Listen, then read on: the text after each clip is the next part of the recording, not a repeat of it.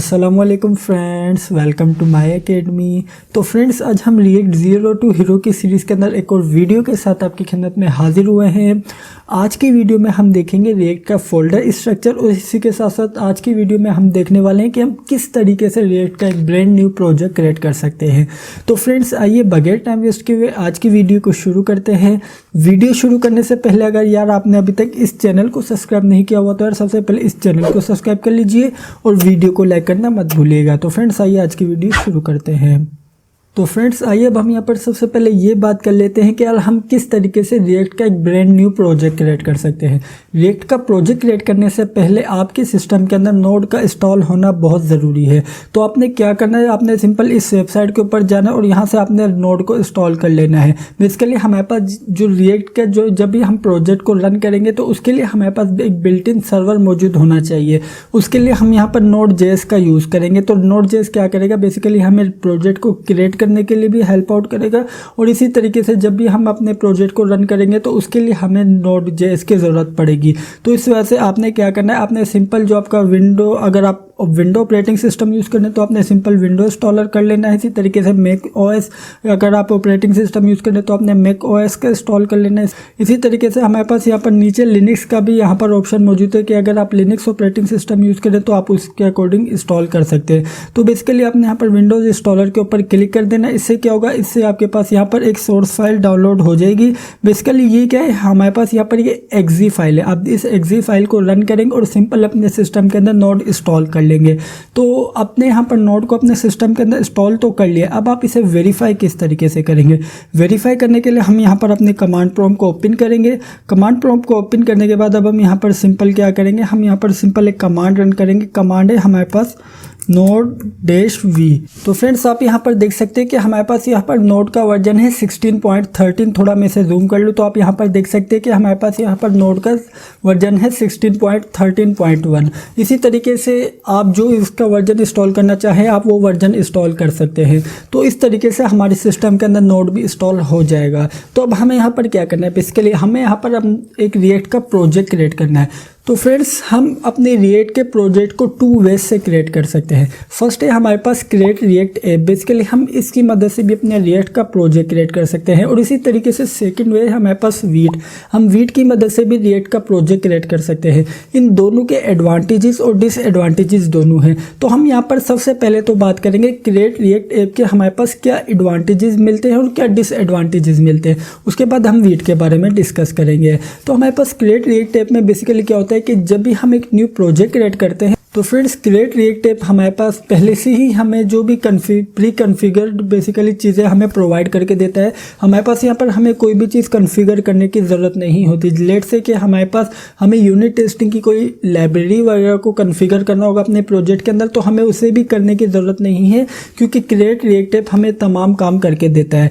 लेकिन हमारे पास यहाँ पर इसका एक डिसएडवांटेज है बहुत बड़ा। इसका डिसएडवांटेज ये है कि जब भी हम एक रिएक्ट का ब्रांड न्यू प्रोजेक्ट क्रिएट करते हैं तो हमारे पास इस प्रोजेक्ट का साइज जो होता है वो थोड़ा हैवी होता है।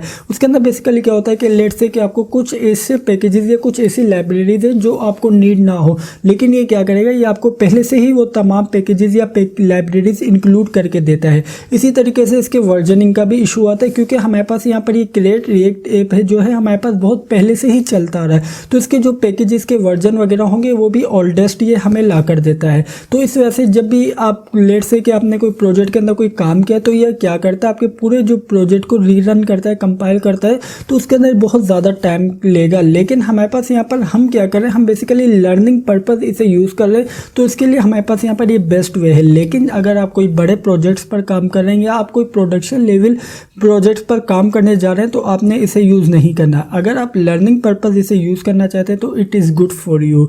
तो आपने इस बात का ख्याल लाजमी रखना है। तो इसी तरीके से हम वीट के बारे में बात कर लेते हैं। वीट बेसिकली हमें बहुत ही लाइट वेट प्रोजेक्ट क्रिएट करके देगा। इसका मतलब ये है कि ये हमें कोई भी एक्स्ट्रा पैकेजेस, लाइब्रेरीज वगैरह हमें नहीं देता। ये तमाम काम हमें खुद ही कॉन्फ़िगर करनी होती है। ये इसका एक बहुत बड़ा ड्रॉबैक है। आपने यहाँ पर तमाम लाइब्रेरीज वगैरह, तमाम पैकेजेस वगैरह खुद ही कॉन्फ़िगर करने होंगे। लेकिन हमारे पास क्या होता है कि जो इसके कंपाइलेशन टाइम होता है वो बहुत ही कम होता है क्योंकि इसका साइज़ जो होता है वो बहुत कम होता है। लेकिन अगर आपने प्रोडक्शन लेवल प्रोजेक्ट्स पर काम करना है तो आपने यूज़ करना है वीट। तो फ्रेंड्स, अभी हम अपने इस कंप्लीट कोर्स के अंदर लेकर चलेंगे क्रिएट रिएक्ट ऐप को, लेकिन जैसे हम एडवांस की तरफ मूव करेंगे तो हम वीट के ऊपर भी देखेंगे, वहाँ पर भी हम प्रोजेक्ट क्रिएट करेंगे और वहाँ पर भी हम इसे एक्सप्लोर करेंगे। तो आइए अब हम यहाँ पर क्रिएट रिएक्ट ऐप की मदद से अपना एक ब्रांड न्यू प्रोजेक्ट क्रिएट कर लेते हैं। उसके लिए हमारे पास एक कमांड होती है, हम उस कमांड की मदद से प्रोजेक्ट क्रिएट करेंगे। सबसे पहले तो आपने उस डायरेक्टरी के अंदर चले जाना है जहाँ पर आपने प्रोजेक्ट को क्रिएट करना है। तो लेट्स से मैं यहाँ पर मौजूद हूँ डी के अंदर, रिएक्ट ट्यूटोरियल्स के नाम से हमारे पास एक फोल्डर है, मैं उसके अंदर मौजूद। तो आप यहाँ पर देख सकते हैं कि अभी मेरे पास यहाँ पर ये फोल्डर एम्प्टी है। अब मैं यहाँ पर क्या करूँगा, अब मैं यहाँ पर एक रिएक्ट का ब्रांड न्यू प्रोजेक्ट क्रिएट करने वाला हूँ। तो उसके लिए हमारे पास यहाँ पर कमांड है npx create -react ऐप, और उसके बाद अब हम यहाँ पर क्या करेंगे, अब जो भी हमें प्रोजेक्ट का नाम रखना है तो हम यहाँ पर सिंपल वो नाम रखेंगे। तो हमारी फर्स्ट एप्लीकेशन है तो हम यहाँ पर सिंपल नाम रख देते हैं ऐप1। तो जैसे मैंने यहाँ पर इंटर प्रेस किया तो अभी हमारे पास यहाँ पर सबसे पहले तो कुछ लोडिंग होगी। हमारे पास यहाँ पर ये बेसिकली हमें प्रोजेक्ट क्रिएट करके देगा। तो आप यहाँ पर देख सकते हैं कि हमारे पास यहाँ पर क्या कह रहा है, creating a new react application. Basically ये टाइम लेता है। तो मैं क्या करता हूँ, मैं यहाँ पर अपने वीडियो को पॉज करता हूँ, उसके बाद जैसे ही मेरा प्रोजेक्ट क्रिएट हो जाता है फिर हम वहाँ पर आपसे मिलते हैं। तो फ्रेंड्स आप यहाँ पर देख सकते हैं कि हमारा यहाँ पर रिएक्ट का एक न्यू प्रोजेक्ट क्रिएट हो चुका है। तो यहाँ पर हमारे तमाम पैकेजेस वगैरह इसने हमें डाउनलोड करके दे दिए हैं। तो आइए अब हम यहाँ पर सबसे पहले क्या करेंगे, अब हम यहाँ पर सबसे पहले इसका प्रोजेक्ट स्ट्रक्चर समझेंगे, उसके बाद हम अपने इस प्रोजेक्ट को रन करेंगे।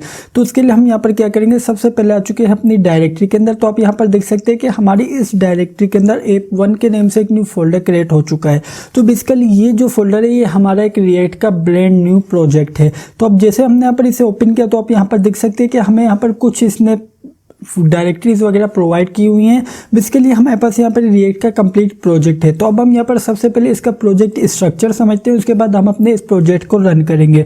तो प्रोजेक्ट स्ट्रक्चर समझने से पहले हम क्या करेंगे, हम यहाँ पर सबसे पहले जाएंगे VS कोड में। तो हम यहाँ पर VS कोड में चलते हैं। तो हम यहाँ पर एक काम करते हैं, अब हम यहाँ पर सबसे पहले अपना CMD खोल लेते हैं और उसके बाद अब हम यहाँ पर सिंपल टाइप करते हैं कोड डॉट। तो फ्रेंड्स इस तरीके से हमारी इस डायरेक्टरी के अंदर VS कोड ओपन हो चुका है। तो आप यहाँ पर देख सकते हैं कि हमारे पास यहाँ पर ऐप1 के से जो फोल्डर है हमारे पास यहाँ पर ये आ चुका है हमारे VS कोड में।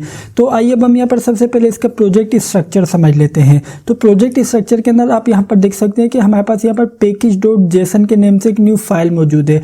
तो फ्रेंड्स सबसे पहले मैं यहाँ पर इसे थोड़ा जूम कर लेता हूँ। तो आप यहाँ पर देख सकते हैं कि हमारे पास यहाँ पर हमारे प्रोजेक्ट का नेम, वर्जन, इसी तरीके से हमारे पास डिफरेंट इन्फॉर्मेशन हमारे पास यहाँ पर डिस्प्ले हो रही है। उसी तरीके से अगर आप यहाँ पर देखें तो हमारे पास यहाँ पर स्क्रिप्ट्स भी मौजूद है। मैं भी आपको स्क्रिप्ट्स बताऊँगा जब मैं अपने प्रोजेक्ट को रन करूँगा, तो उस टाइम पर बताऊँगा कि बेसिकली स्क्रिप्ट है क्या चीज़। इसी तरीके से हमारे पास यहाँ पर डिफरेंट इन्फॉर्मेशन इसने हमें प्रोवाइड की हुई है। तो बेसिकली हमारा जो package.json के नेम से एक फाइल होती है उसके अंदर हमारे प्रोजेक्ट की कंप्लीट इन्फॉर्मेशन हमें प्रोवाइड की जाती है।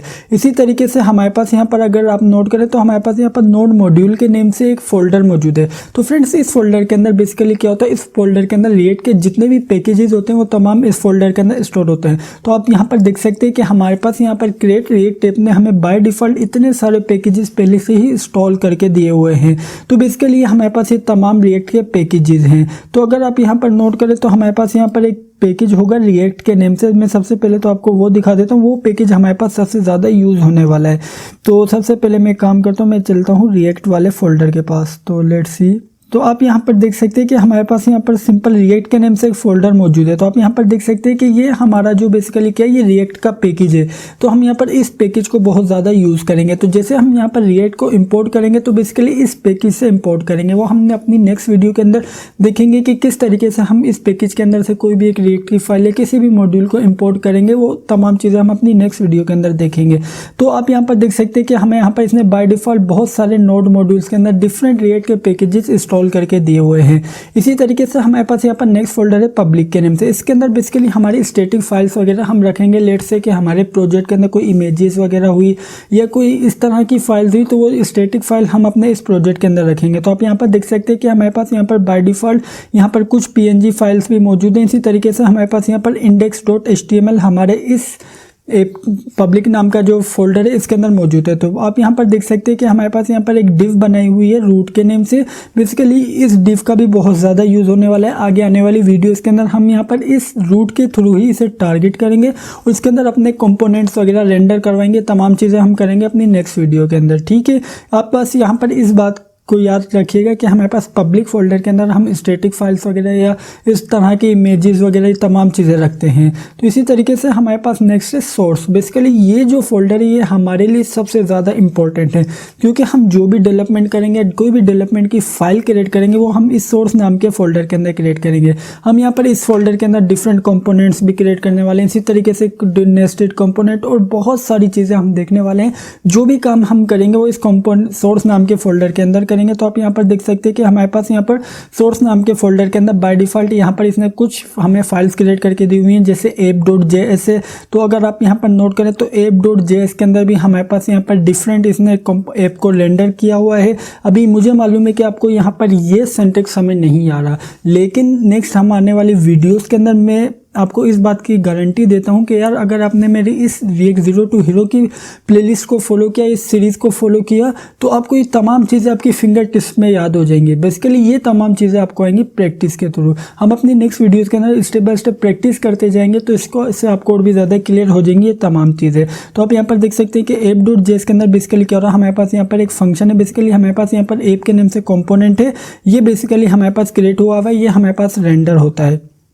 इसी तरीके से हमारे पास यहाँ पर है app.css। बेसिकली इसके अंदर हमारे पास कुछ ही CSS की स्टाइलिंग वगैरह की हुई है। और इसी तरीके से हमारे पास यहाँ पर index.js है। आप यहाँ पर देख सकते हैं कि हमारे पास यहाँ पर index.js है। ये बेसिकली फोल्डर भी बहुत ज़्यादा इंपॉर्टेंट है। इसके अंदर ही हमारे पास यहाँ पर जो हमारा ऐप कंपोनेंट है वो रेंडर हो रहा है। बेसिकली हम अपनी नेक्स्ट वीडियो के अंदर इस तमाम कोड को स्क्रैच से करेंगे, तो आपको और भी ज़्यादा क्लियर होगा। अभी आप यहाँ पर देख सकते हैं कि रिएक्ट ने हमें तमाम कोड पहले से ही प्रोवाइड किया हुआ है, लेकिन हम क्या करेंगे अपनी नेक्स्ट वीडियो के अंदर ये तमाम कोड फ्रॉम स्क्रैच से करेंगे, तो इससे आपको और भी ज़्यादा क्लियर हो जाएगा। तो आप यहाँ पर देख सकते हैं कि हमारे पास यहाँ पर जो अभी हमने रिएक्ट की बात की थी कि हम रिएक्ट को इंपोर्ट करेंगे, तो बेसिकली जो मैंने आपको फोल्डर दिखाया था, तो बेसिकली यहाँ पर वो उस फोल्डर से इंपोर्ट कर रहा है रिएक्ट को। इसी तरीके से हमारे पास रिएक्ट DOM/क्लाइंट के नेम से भी फोल्डर मौजूद है, इसके अंदर से भी तमाम चीज़ें इंपोर्ट कर रहा है। तो आप यहाँ पर देख सकते हैं कि हमारे पास यहाँ पर डिफरेंट फाइल्स मौजूद है। तो ये बेसिकली हमारा था रिएक्ट का प्रोजेक्ट स्ट्रक्चर। तो अब हम यहाँ पर क्या करेंगे, अब हम यहाँ पर सबसे पहले तो एक न्यू टर्मिनल ओपन कर लेते हैं। उस टर्मिनल के अंदर अपने इस प्रोजेक्ट को रन करेंगे। प्रोजेक्ट को रन करने से पहले मैं आपको लेकर चलूँगा package.json के अंदर। तो फ्रेंड्स आप यहाँ पर देख सकते हैं कि हमारे पास यहाँ पर package.json के अंदर स्क्रिप्ट्स मौजूद हैं। बेसिकली स्क्रिप्ट के अंदर हमारे पास क्या हो रहा है, बेसिकली अगर आप यहाँ पर नोट करें तो हमारे पास यहाँ पर क्या होगा कि अगर हम जैसे ही लेट से npm स्टार्ट की कमांड रन करेंगे, तो उसके अकॉर्डिंग बेसिकली हमारे पास यहाँ पर ये स्क्रिप्ट रन होगी। तो आप यहाँ पर देख सकते हैं कि स्क्रिप्ट क्या, react-scripts स्पेस स्टार्ट। इसी तरीके से आप अपने प्रोजेक्ट को बिल्ड करेंगे, तो आप सिंपल रन करेंगे npm बिल्ड। तो npm बिल्ड रन करेंगे तो उसके अकॉर्डिंग हमारे पास यहाँ पर ये कमांड रन होगी। बेसिकली हमें कमांड याद करने की कोई ज़रूरत नहीं है। हम क्या करेंगे, सिंपल जो हमारे पास यहाँ पर इसकी वैल्यू है हम उससे ही यूज़ करेंगे। लेट से कि npm build, npm test, npm start, इस तरीके से हम यहाँ पर इसे यूज़ करेंगे। इसी तरीके से लेट से कि आप अपने प्रोजेक्ट के अंदर कोई ऐसी स्क्रिप्ट है जो आप बहुत ज़्यादा यूज़ करेंगे। लेट से कि रिएक्ट के अंदर कोई बिल्ट इन स्क्रिप्ट है, आप क्या करेंगे, वो आप अपने प्रोजेक्ट के अंदर बहुत ज़्यादा यूज़ करेंगे। तो उसके लिए आपको मैनुअली टाइप करने की ज़रूरत नहीं है। आप क्या करेंगे, आप सिंपल एक की बनाएंगे, आप उस की जो वैल्यू होगी वो आप उसी के अपनी स्क्रिप्ट डाल देंगे। लेट से कि आपने यहाँ पर हमारे पास यहाँ पर react-script स्टार्ट, बेसिकली हमारे पास यहाँ पर एक कंप्लीट स्टेटमेंट है। हम यहाँ पर ये स्टेटमेंट टाइप नहीं करेंगे बल्कि इसकी स्क्रिप्ट टाइप करेंगे। लेट से मैं आपको यहाँ पर करके ही दिखा देता हूँ। मैं यहाँ पर कमांड रन करूँगा npm स्टार्ट।